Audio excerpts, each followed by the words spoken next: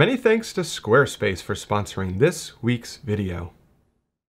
So in my experience, there aren't many editing techniques that can have as dramatic of an effect on your landscape photography as that of dodging and burning. And when I first got serious with trying to improve my own photo editing skill set, I was under the impression that dodging and burning was this highly sophisticated and complex procedure that could only be accomplished by a seasoned Photoshop wizard. But over time, I quickly realized that this can easily be done in both Lightroom and Capture One as well, without any prior Photoshop experience whatsoever. Now, if you're not familiar with what exactly dodging and burning is, it's simply the process of darkening the shadow areas of your image, which is burning, and brightening areas of highlights, which is dodging. And if you're wondering why on earth you'd want to do this, it's because this is an incredible technique that can really add 3 dimension and structure to an otherwise flat and boring looking photograph. And instead of me just sitting here rambling on and telling you how awesome it is, I have a great example to show you that'll really drive this point home. So this right here, as you can tell, this is just a picture of a gray circle or black circle. Actually, it's more gray than black. But if I come over here, let's pull up an adjustment brush. Let's increase the exposure to about a stop, somewhere about right there. Let's take the size of this brush down a little bit. Let's increase the flow just a little bit. I'm gonna do this really quickly here. So I'm just gonna paint along the side here. We're just brightening the side right here up just a little bit. We added 1 stop of positive exposure. I'm going to increase the size of this brush quite a bit now, while at the same time, I'm gonna decrease the flow just a little bit. I'm just gonna continue painting on this side of the gray circle right through here. Kind of paint along the edge, kind of paint on the inside, kind of add a little bit more right through this area, right through here, just to about like that. Maybe a little bit over here. And if you're looking up here in the top left-hand corner, you could probably see what's happening here. So now the gray circle is starting to take on more of a spherical shape. It's starting to have a little bit of a 3 dimension, a little bit of structure to it, as opposed to just a flat gray circle. And you can really tell the difference here when I toggle this on and off. So this is before and after. Before and after, kind of soften this transition just a little bit, add a little bit right through here, just kind of swipe all along the right side. And as I toggle this on and off, you can really see how we went from this just flat, no structure at all, no 3 dimension, this gray circle, to now it looks a little bit more like a sphere. And that's just a very quick, but a very good example or a good representation of exactly what dodging and burning does. So it's gonna give you the ability to create 3 dimension, create that structure, and make things feel more like they did when you were on location, because we see in 3D, but our photographs are in 2 dimension. So as far as a real life example goes, so I think in Lightroom, and you can do the exact same thing in Capture One as well, I think there's really 2 methods to do dodging and burning. There's one method that's kind of a beginner method, and then there's another method that's more of an advanced way. So let's pull up this image right here. This is an image from the Nepali coast. And let's go over here, and this is the more of a beginner method or a beginner approach to dodging and burning. If you've never done this before, I would definitely start with this right here. Very simple to do, but highly effective as well. So I'm gonna open up the radial filter right through here, and I'm just gonna look for areas of highlights, because this is the areas that I want to brighten up just a little bit, or these are the areas that I want to dodge. So let's just start right through here. So I'm just gonna draw a radial filter, kind of skinny like that. We're gonna drag it over here. We're gonna angle it right along this ridge where the highlights are coming through. Let's kind of tighten it up just a little bit. I'm gonna take my feather down to about 75. I don't want a full stop of positive exposure, but maybe somewhere right around 0.7 looks good. Let's even increase the color temperature or warm it up just a little bit to kind of create or to add to the illusion of sunlight. And then let's go over here and let's right click and let's duplicate it. And let's drag one right over here. Kind of tighten that up just a touch. Right click, duplicate. And let's drag another one to maybe this region right here. Kind of drag that one down just a little bit because I only want to target the areas of highlights. Right click, duplicate. Maybe this area right through here looks pretty good. And I think that's a good start there. Let's right click this, duplicate it, but we're going to do this one right here a little bit different. So I'm going to drag this over to an area of shadow. So let's make this a little bit larger, make it a little bit wider. And since we're going to be darkening areas of shadow, that's going to be the burning aspect of dodging and burning. So I'm going to decrease the exposure at this point. So let's bring it down to maybe about right there, looks good. And we're going to do the same thing. We're going to right click, duplicate it. Let's drag it to maybe this area right through here. Right click, duplicate. And how about this area right through here? I think that looks pretty good. Right click, duplicate. We could do another one right through here, a real skinny one. Kind of shrink it down a little bit. And I think you're starting to kind of get the point. It's really simple to do. And I tell you what, it is a blast to do this. And it's highly addictive. You can spend hours dodging and burning a photograph. And it's really cool when you start to see it start to kind of come to life. And then maybe we'll do another little area. Actually, let's do a large area right through here. Kind of something like that. Just kind of darken that area down. Duplicate, maybe darken this area down here a little bit right there.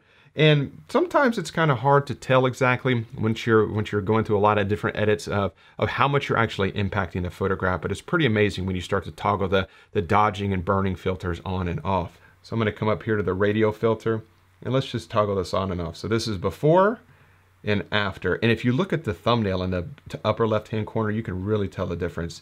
Before and after, before and after, and you can really see how it's starting to add a lot of that 3-dimension to the overall kind of these fins of this mountain range, which is one of the coolest aspects of the Nepali the coastline, are the shapes of these mountains. And I have a version that's a little bit more complete. I don't want to spend hours doing this because I don't want to monopolize too much of your time. But if I come up here and toggle this on and off, before and after, before and after, and if we kind of go back and forth to where we were at the very beginning, this is the original photo and this is after dodging and burning. Before and after, and once again looking at the top left hand corner, before and after. So that is a very, very simple way, a very quick way to kind of dip your toe in the dodging and burning pond, so to speak. It's a great way to get comfortable with what dodging and burning does. It doesn't work with all photographs, but in my experience, images that have strong highlights are great candidates for dodging and burning. And here's another example right here. Now, this method right here is something that I would consider to be a little bit more of an advanced approach for Lightroom and Capture One, and I'll show you exactly why. So we're going to, this image doesn't have quite as strong of highlights as the original or the first image did, but nevertheless, it does have some interesting highlights right through here. So we're going to start this off by doing the same exact approach. Let's just find an area of interesting highlights, maybe right through here.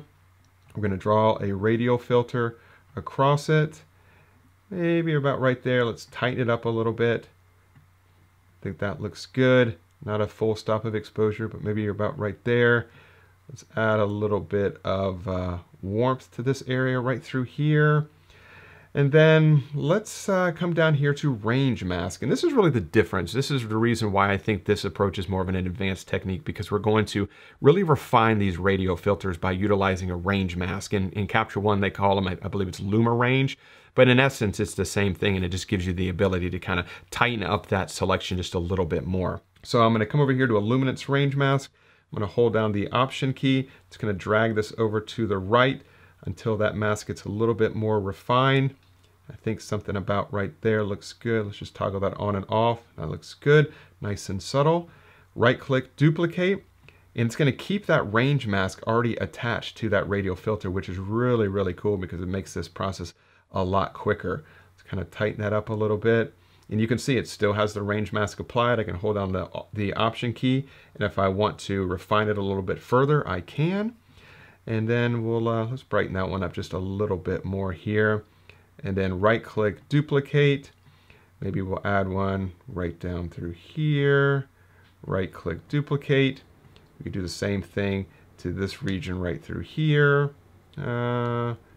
Yeah, I think that looks good. And we do the same thing, right click, duplicate, maybe hit this area right through there. And then we're gonna do the same exact thing for the shadows now. So duplicate this one. Let's target this area right through here. And I'm just looking for just areas of interesting shadow. And I'm just gonna darken those areas down just a little bit more or burn those areas. So come over here like this. Kind of turn this one to the side a little bit. Let's just darken this down just a little bit. There's not a lot of deep shadow right there, but I just want to create a little bit of contrasting light through there. Don't want to warm the temperature up for the shadow area on this one. And now I'm going to do the opposite with the range mask. Instead of targeting the highlights, I'm going to actually target the shadows. So I'm going to hold down the Option key, and I'm going to drag from the opposite side here, and only target the darker tones right through there. And I don't want to use that much negative exposure, but maybe somewhere about right there. Looks good. And do the same exact process. Right click, duplicate, find another area of interesting shadow. Maybe right through there. Right click, duplicate, do the same thing, maybe this region right through here. And if I toggle all of these on and off, let's close this down, go back to here. This is before and after.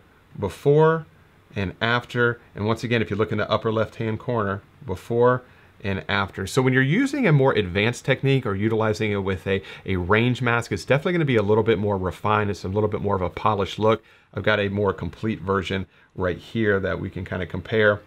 So why does that look so dark? Let me just brighten this up just a touch here. That looks good right there, I believe. So now if I actually come back and we go back to where we were before, so this is where we started, and then this is after. So this is before and after. And once again, looking in the upper left-hand corner, this is before dodging and burning and after dodging and burning. So it really can completely transform your overall photograph. And like I said, it's, in my personal opinion, it's one of the most addictive aspects of photo editing. It's just really great to see the 3D of a photograph start to take shape just by enhancing areas of highlights, which is dodging, or darkening areas of shadow, which is burning. And that contrasting light is what's going to add that 3D and body to an overall photograph. So it's a ton of fun to do, very simple to do.